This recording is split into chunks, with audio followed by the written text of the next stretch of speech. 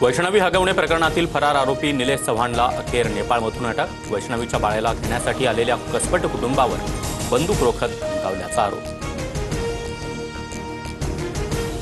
हगवण्यांच्या वकिलाकडून वैष्णवीच्या चारित्र्यावर शिंतोडे। महिला आयोगाचं बार काउन्सिलला पत्र।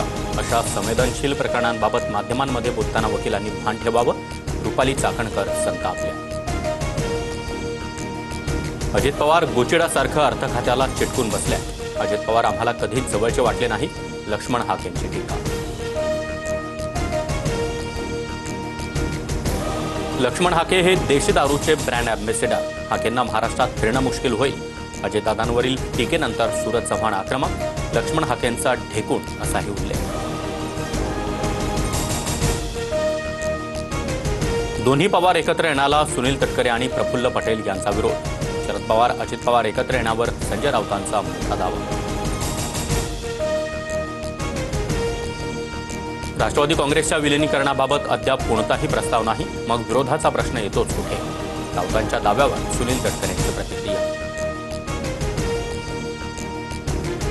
कापणी केलेल्या पिकांचे पंचनामे करून काय करणार? ढेकळांचे पंचनामे करणार का? कृषी मंत्री कोकाटेंचा संतप्त सवाल। तर घरात ठेवलेल्यांचं नाही, वावरातील कांद्याचे पंचनामे होतील, कोकाटेंची माहिती।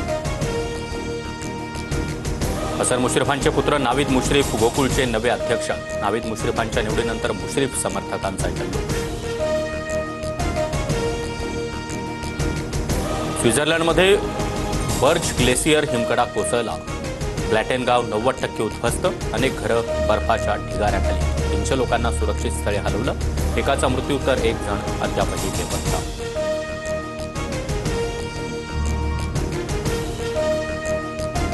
आयपीएलच्या एलिमिनेटरमध्ये आज मुंबई आणि गुजरात आमने सामने। दोन्ही संघासाठी करो या मरोची स्थिती। जिंकणारा संघ पंजाबसोबत क्वालिफायर 2 खेळणार।